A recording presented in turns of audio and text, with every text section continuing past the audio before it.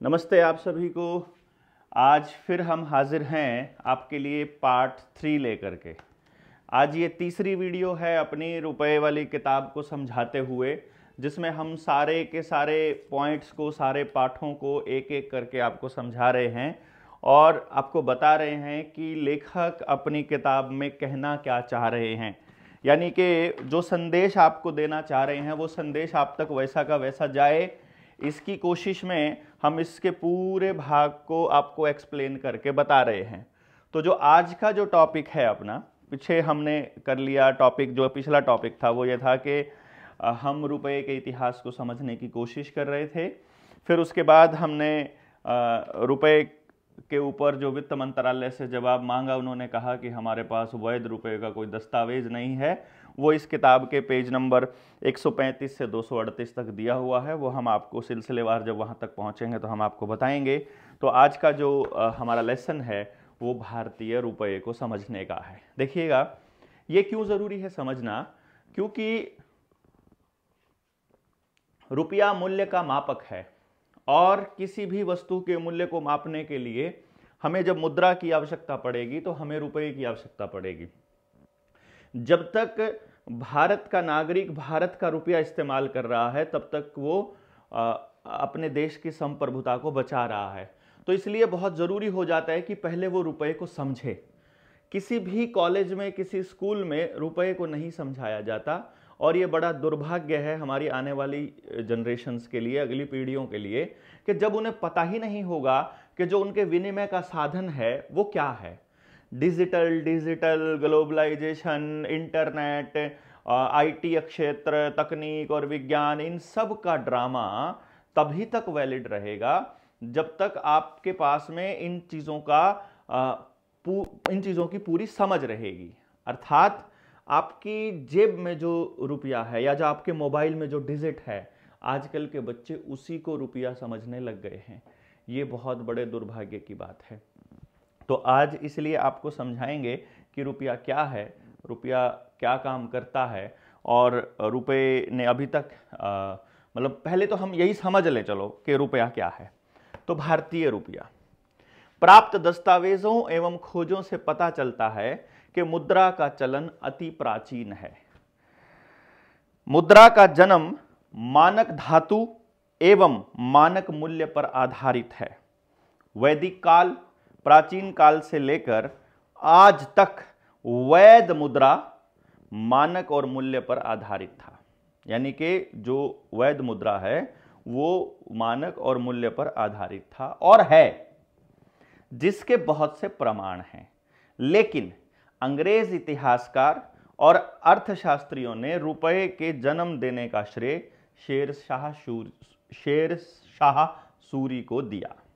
तो शेरशाह सूरी जब 1540 से 1545 के दौरान जो भारत में इसका शासन रहा, उस दौर के शासनकाल को श्रेय दिया अंग्रेजों ने कि शेरशाह सूरी ने रुपया चलाया। इसलिए उसका कारण क्या है कि शेरशाह सूरी ने प्राचीन समय से चली आ रही मुद्रा के मानक मूल्य को अपनाते हुए उस मुद्रा का नामकरण, उसका नाम रुपया रखा, जो दस्तावेजों में अंकित है। यानी कि जो चांदी का सिक्का, जिसको उस मुद्रा का नाम चांदी का सिक्का दिया, वो रुपए के नाम से अंकित है। अब सबसे पहली बात जो आती है यहां पर वो ये आती है कि अगर किसी ने उसको लिखित दस्तावेज बना दिया है कि ये भारत की मुद्रा है और इसका नाम रुपया है, तो अब उस रुपए को कभी भी, मतलब इस मुद्रा को कभी भी, उसके मानक को कभी भी बदला नहीं जा सकता। ये एक बिंदु है जो आपको हमेशा ध्यान रखना है कि किसी भी मापक के मानक को कभी बदला नहीं जा सकता। अगर बदला जा सकता है तो कोई प्रोविजन नेचुरल प्रिंसिपल में होगा, उसका उल्लेख आपको करना पड़ेगा, बताना पड़ेगा, जस्टिफाई करना पड़ेगा कि इसकी वजह से किसी भी एक व्यक्ति के साथ शोषण ना हो रहा हो। क्योंकि स्टैंडर्ड का काम ही ये है, मानक का काम ही ये है कि वह शोषण को रोके। फिर भी हम इसको आगे थोड़ा सा करते हैं, पढ़ते हैं।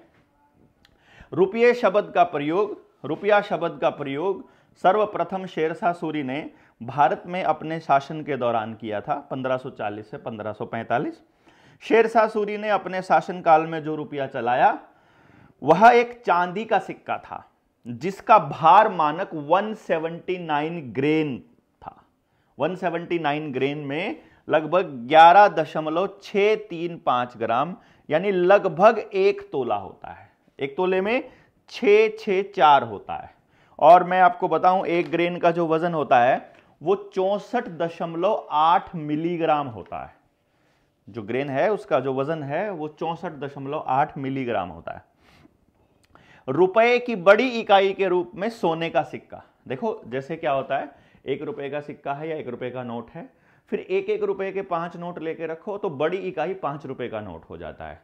फिर 100 का नोट हो गया इसी तरह से, फिर 200 का, 500 का नोट हो गया और 1000 का नोट भी था कि 1000 रुपए लेकर चलेंगे, उससे बढ़िया एक नोट में 1000 रुपया। तो इस तरह से जो सिक्का ही उस टाइम पर रुपया था, तो एक जो छोटी इकाई थी वो चांदी का सिक्का था और जो बड़ी इकाई थी वो सोने का सिक्का था, यानी कि और जिसका वजन 1 तोला था, जिसे चलन में लाया गया उसे मोहर या 10 रुपए कहा जाता है। अब उस वक्त की बात जब ये हो रही है, उस वक्त चांदी और सोने की जो उपलब्धता है उसका अनुपात क्रमशः 10:1 है और जो कीमत है वह भी इसी तरीके से है कि सोने की जो कीमत है वो चांदी से 10 गुना है। तो जो सिक्का है उसकी चाहे धातु की कीमत की बात की जाए, चाहे उसमें उसका मानक रखा जाए, वो वही रहेगा, चाहे आपके पास सोने का सिक्का हो चाहे आपके पास चांदी का सिक्का हो। तो चांदी का सिक्का 1 रुपए के बराबर है और सोने का सिक्का 10 रुपए के बराबर है। सोने के सिक्के का नाम मोहर है, वो बड़ी इकाई है, लेकिन रुपया वही रहेगा क्योंकि सोना एक ऐसी धातु है जिसको स्टैंडर्ड के रूप में इस्तेमाल किया जाता है। तो असल मानक यही रहेगा 10 रुपया बराबर 1 तोला सोना। जो भारत में प्रथम बार सैद्धांतिक मुद्रा रुपए का जन्म हुआ, जो रुपए का वैध दस्तावेज है, लीगल टेंडर। अब आपको एक बात समझनी पड़ेगी, रुपए का जो वैध दस्तावेज है वो यही है और ये हमारे यहां अब आगे आओगे आपको सबूत मिलेंगे इसके सारे के सारे, चिंता मत कीजिए। रुपए से छोटी इकाई के रूप में तांबे का सिक्का चलाया गया जिसे दाम कहा जाता था। कालांतर में मुगल शासन के दौरान पूरे उपमहाद्वीप में मौद्रिक प्रणाली सुदृढ़ करने के लिए तीनों धातुओं के सिक्कों का मानकीकरण किया गया, उनका स्टैंडर्डाइजेशन कर दिया गया। शेरशाह सूरी के शासनकाल के दौरान आरंभ किया गया रुपया आज तक प्रचलन में है। यानी कि यदि आपके पास आज भी शेरशाह सूरी के समय का रुपया आपके पास हो तो उसको अभी तक भी इनवैलिड या इलीगल नहीं किया गया है। अर्थात उस वक्त के 10 रुपए का अगर सिक्का आपके पास है शेरशाह सूरी का, तो वो एक जो सिक्का सोने का अगर आपके पास होगा तो उसे बैंक में अगर आप आज लेकर के जाओगे तो वो 10 रुपए में लिया जाएगा, वो आज भी चलन में है। तो यानी कि आपके जो 10 रुपए की कीमत है वो वही है जो उसके सोने के सिक्के की है। अब अगर आपको यह बात समझ में आई है तो अब आपकी ये ड्यूटी बन जाती है कि आप अपनी बैंक, अपनी सरकार, अपने नेता, अपने अधिकारी, अपने वित्त मंत्रालय, अपने प्रधानमंत्री, किसी से भी आपको यह पूछना पड़ेगा कि क्या यह बात सच है या झूठ है। उनका जवाब आपको बताएगा। देखो वो कह देगा वो चलन में, वो तो कब के बंद हो चुके, वो तो आउट ऑफ यूज हो गए, अब उनको कौन रखता है, ये सब अलग बातें हैं। बात है मानक की। क्या ये बात सच है कि आज भी अगर आपको शेरशाह सूरी के समय का सिक्का अगर मिल जाए उसकी कीमत आज भी 10 रुपया ही है, सोने का सिक्का यदि मिलता है, और अगर उसकी कीमत 10 रुपया है तो फिर मेरा 10 रुपया भी तो उसके बराबर है ना। यानी जो आज 10 का नोट आपके पास है, इसको आप समझिएगा इस तरह से। अंग्रेजों के आने से पहले तक एक मोहर जिसका वजन लगभग 1 तोला शुद्ध सोना था, जिसकी कीमत मूल्य 10 रुपए था। तो ये उस टाइम का हुमायूं के टाइम की मोहर का हमने एक्सप्लेन किया है किताब में, बहुत स्पष्ट है ये। अगर आप इस किताब का ये पेज देखेंगे तो इसमें बहुत ही साफ है, ये डिजिटल प्रिंट है, इसमें कहीं भी आप देखेंगे इसमें बहुत सफाई से प्रिंटिंग की गई है। वो जो बात मैं पिछले कर रहा था वो ऑफसेट प्रिंटिंग में ये दिक्कत आती है, क्योंकि दस्तावेज हमको मतलब स्कैन किए गए हैं, पहले तो वहां से फोटोस्टेट करी गई, वो फोटोस्टेट को फिर स्कैन किया गया, फिर स्कैन कॉपी को प्रिंट में लगाया गया, और वो भी ऑफसेट प्रिंटिंग से, तो उसमें थोड़ी सी दिक्कत उस प्रिंटिंग की आएगी, अदरवाइज ये बिल्कुल साफ ही इसके अंदर है। अंग्रेजों द्वारा भारतीय सैद्धांतिक मौद्रिक प्रणाली का अंत। देखो भाई, उस टाइम पर अंग्रेज अगर कर पाए तो उसका कारण या तो यह था कि भारतीयों को पता ही नहीं चला, या उसका कारण था कि भारतीय कमजोर थे, या उसका कारण था कि भारतीय संगठित नहीं थे, या कोई भी कारण रहा हो, हम उन कारणों पर नहीं जाएंगे, लेकिन उन्होंने गलत किया। और भारत में जब उनके जाने के बाद हमारी सरकार बनी, या हमारे लोग जब गद्दी पर बैठे और उनको निर्णय लेने का अधिकार मिला, तब उनकी ये पहली ड्यूटी बननी चाहिए थी कि जो जो वो भारत की प्रणाली के अंदर, व्यवस्था के अंदर गड़बड़ कर गए हैं, उस गड़बड़ को सुधारा जाए, उस गड़बड़ को ठीक किया जाए, और वापस उसी तरीके से हमारी व्यवस्था बनाई जाए जिसमें किसी का भी शोषण ना होता हो। असल में तो हमारी यही ड्यूटी बनती है।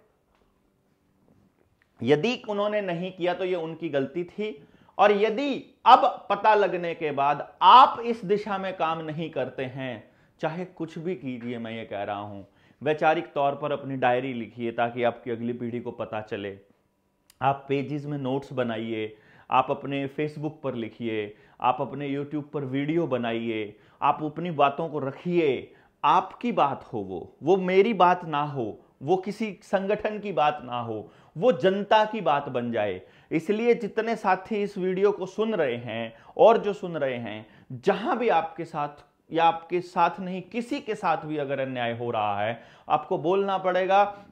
और यदि कोई कहता है कि तुम कौन हो बोलने वाले, तब आपको बताना पड़ेगा कि भारत के संविधान ने हमारे को 51 धारा के अंदर हमको प्रोविजन दिया है संविधान के अंदर कि भाई हम लोग अपने मतलब संविधान ने हमको दिया है कि हम देश में चल रही किसी भी गलत गतिविधि का जो भारत की संप्रभुता को नुकसान पहुंचाती हो उसका विरोध कर सकते हैं, बल्कि हमें करना चाहिए। ये हमारे मौलिक कर्तव्यों में आता है।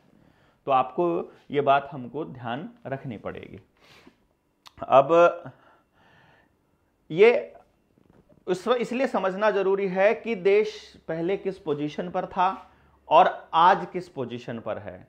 इसके अंदर जब आप इस किताब को, जिसके पास ये किताब है, अगर आप पढ़ेंगे तो इस किताब के अंदर हमने ये मेंशन किया हुआ है कि मैं आपको पेज नंबर भी बता देता हूं।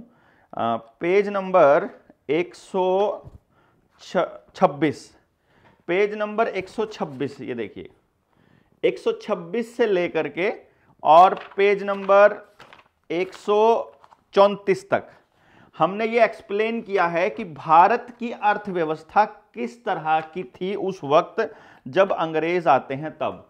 अगर आपको ये साफ दिखाई दे रहा हो तो मैं ये दिखा रहा हूं, ये जो कलर है ऊपर केसरिया रंग है, ये हमारे भारत की अर्थव्यवस्था है। और जब साल 1 है एडी, यानी आज से 2025 साल पहले, तब हमारी अर्थव्यवस्था 51,800 मिलियन डॉलर के बराबर है। 51,800 मिलियन डॉलर के बराबर है जब ये जीडीपी है सारे कंट्रीज की।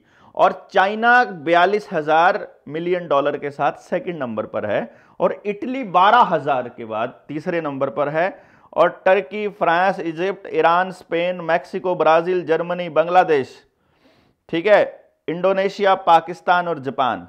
ये तब की बात हो रही है जब उस एरिया की बात हो रही है, जब हम ये वाला पार्ट लेते हैं कि यानी कि जो रीजन पाकिस्तान का है ये वहां की पार्ट हो रही है कि उस रीजन की अर्थव्यवस्था इस लेवल पर थी।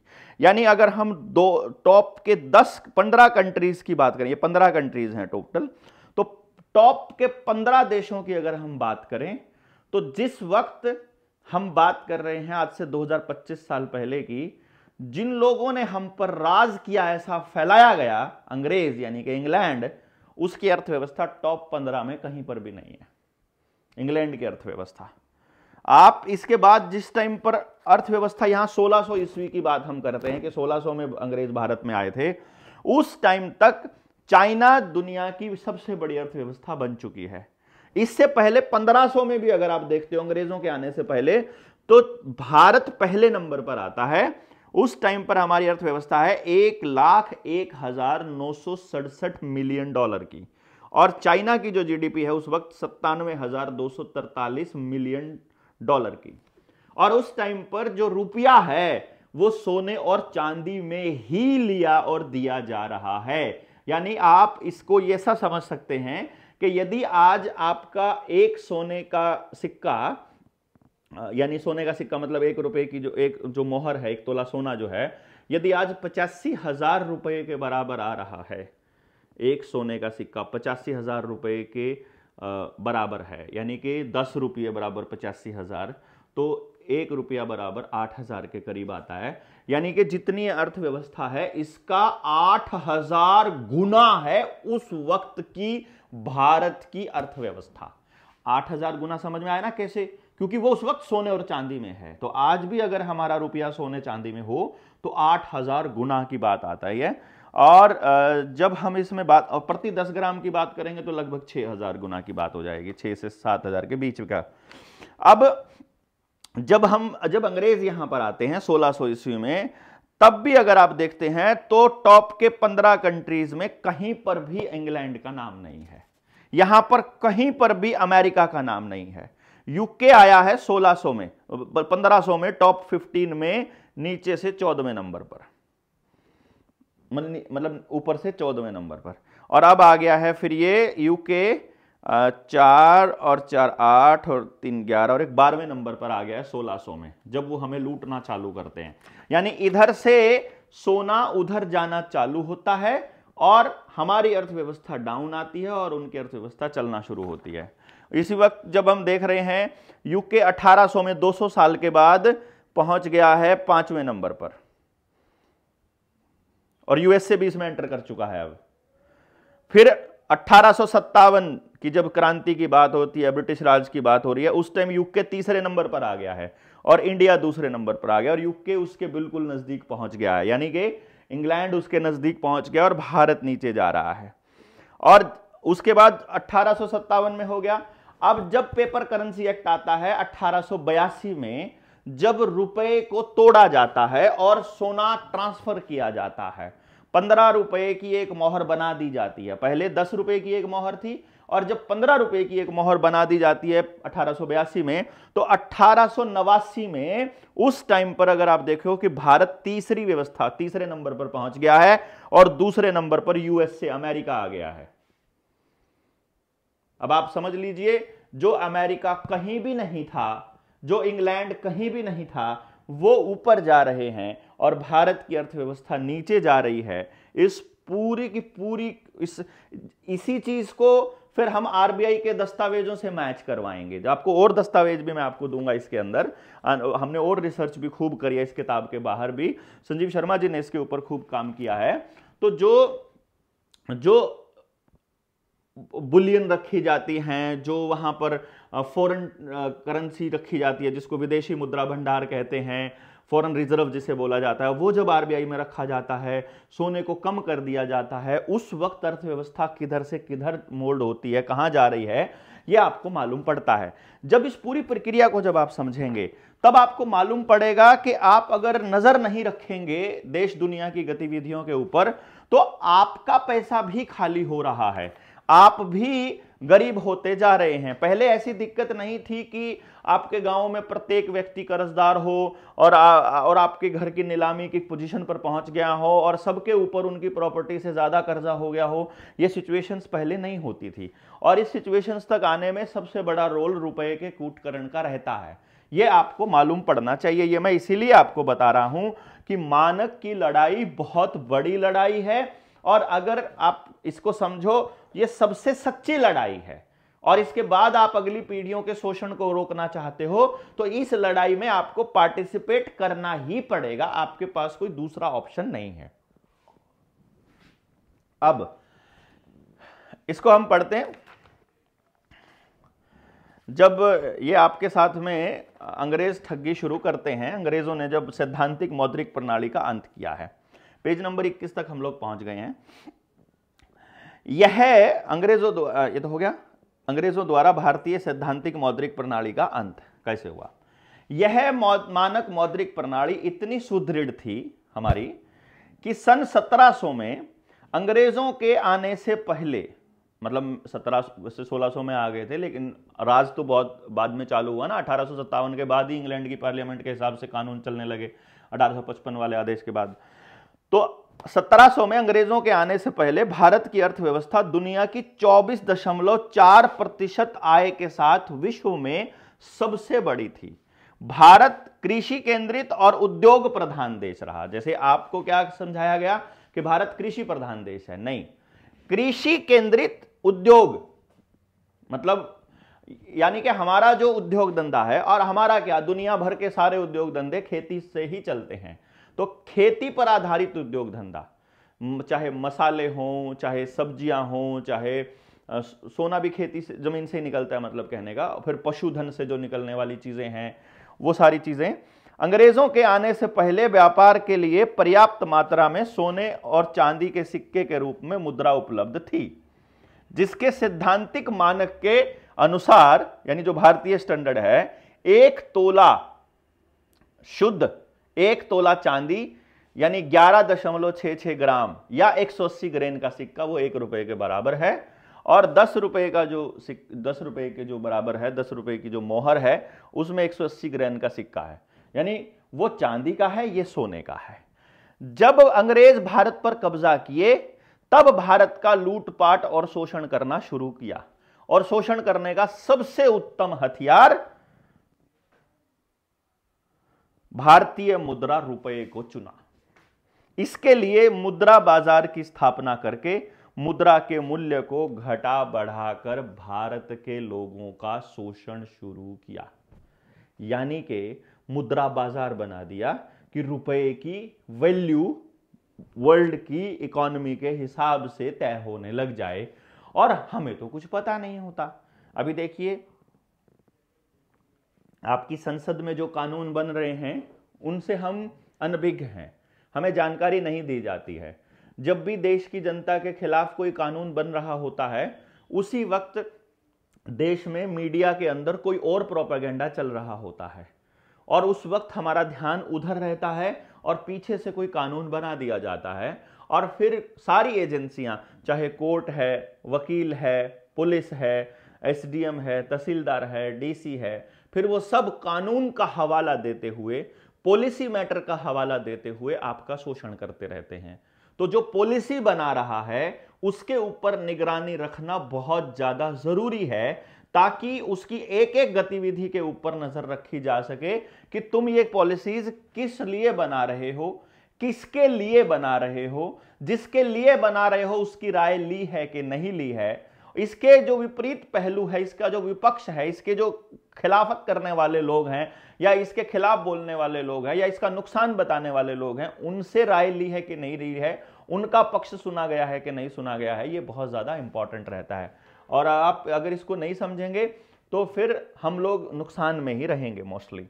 तो अब अगर यदि आपको कोई रुपये पर बात बताना शुरू करे कि भाई ये रुपया, क्योंकि ये जो लेसन है, ये जो तीसरा पार्ट है, ये रुपये को ही समझाने के लिए था, ताकि आप जब कभी चलें तो कोई कह दे कि तुमने लोन में रुपया लिया था ना, तुमने लोन मांगा, हाँ, तो लोन से सामान लिया, हाँ लिया।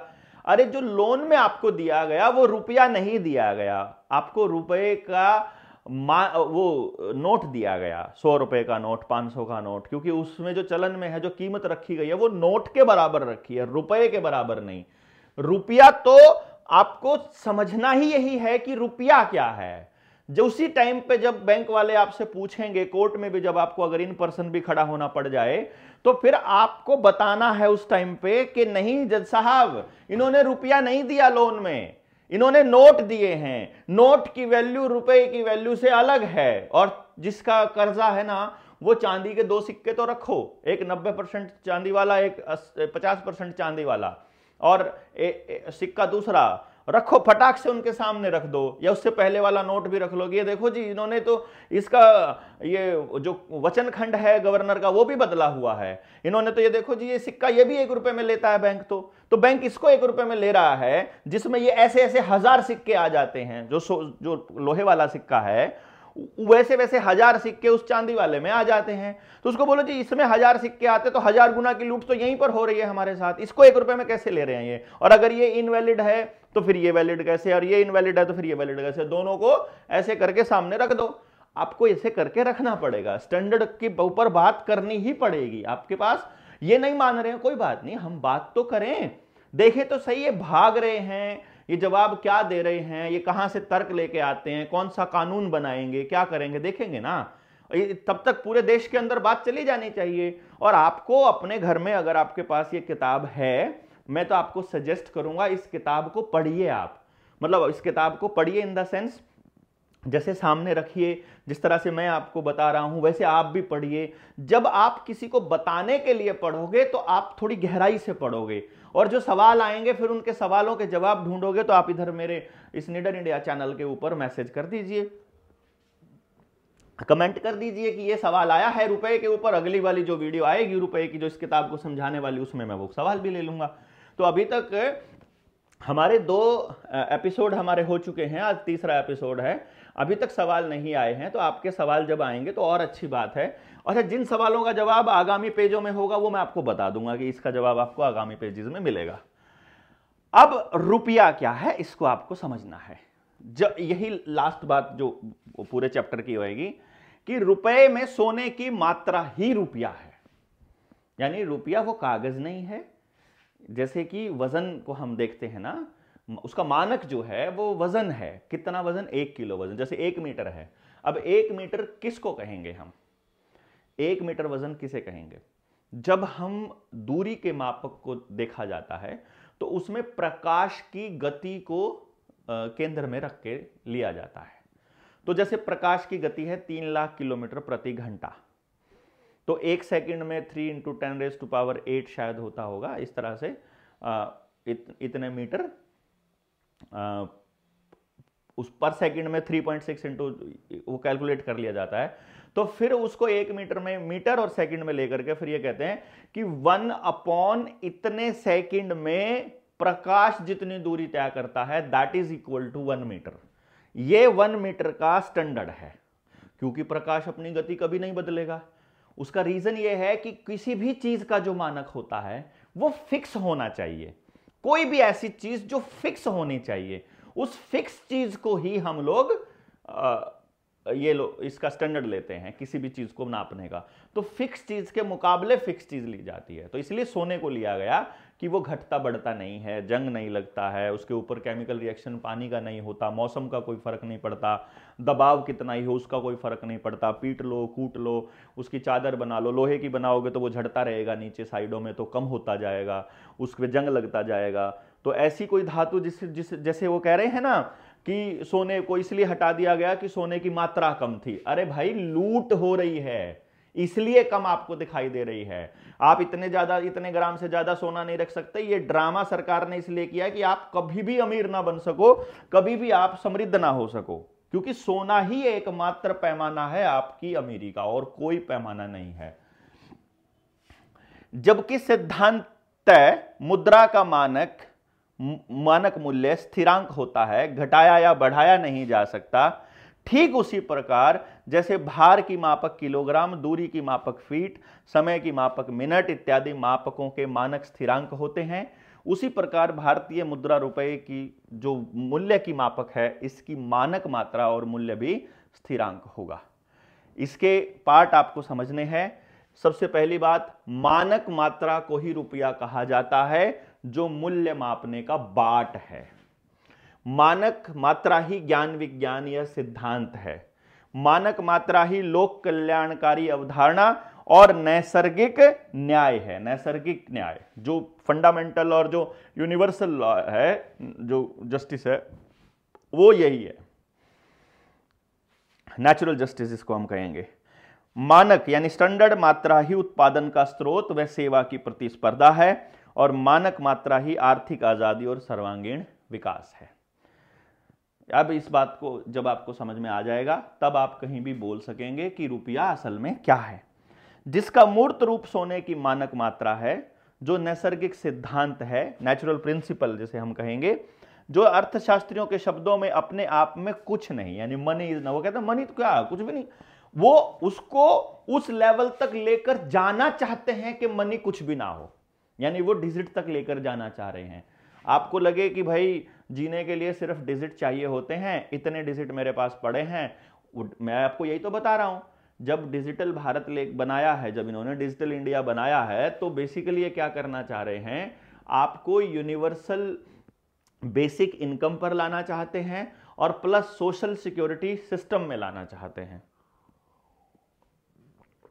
और उसका जो तरीका रहेगा वो सोशल क्रेडिट स्कोर रहेगा, यानी आप सबको कर्जदार बनाकर क्रेडिट स्कोर बना देंगे। आपका क्रेडिट स्कोर के ऊपर भी एक अलग से वीडियो हम बनाएंगे।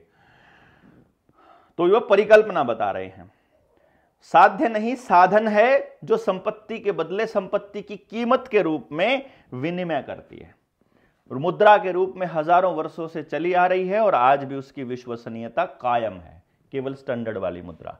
मापक के सिद्धांत के अनुसार दुनिया के हर मापक का मानक मात्रा स्थिरांक होता है, उसी प्रकार भारतीय मुद्रा मूल्य की मापक है, इसकी मानक मात्रा भी स्थिरांक होती है, इसे घटाया या बढ़ाया नहीं जा सकता। रुपए के मानक मूल्य को घटाना या बढ़ाना, दोनों, घटाया भी नहीं जा सकता और बढ़ाया भी नहीं जा सकता, वो अवैध है, कानूनन जुर्म है। और हमारा जो बीएनएस है, जिसे भारतीय न्याय संहिता 2023, उसके अध्याय 10 की धारा 178 से 188 तक सिक्कों का, करेंसी नोट का, बैंक नोट का, सरकारी स्टैंप का कूटकरण अपराध संबंधित धाराएं हैं, यानी ये क्रिमिनल एक्ट है। आईपीसी की धारा जो अध्याय 18 था, उसकी धारा 489 ABCDE था, तब करेंसी नोट, बैंक नोट के कूटकरण से संबंधित और आपराधिक धाराएं वो पहले थी, वो अब बीएनएस की अध्याय 10 धारा 178 से 188 हो गई है, जो पहले 132 से 154 हुआ करती थी और ये 489 हुआ करती थी। वो सारी टोटल यहाँ पर लेके आ गए, जिसमें आजीवन कारावास तक का प्रावधान है, जो एक प्रमाणिक साक्ष्य है, यानी कि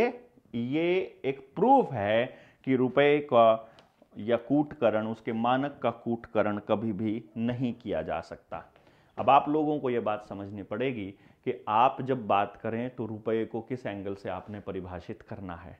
ये बहुत ज़रूरी है ताकि आप आने वाली पीढ़ियों को अपनी शोषण से बचा सकें, आप उनके लिए लड़ाई लड़ सकें, आप उनको समझ दे सकें।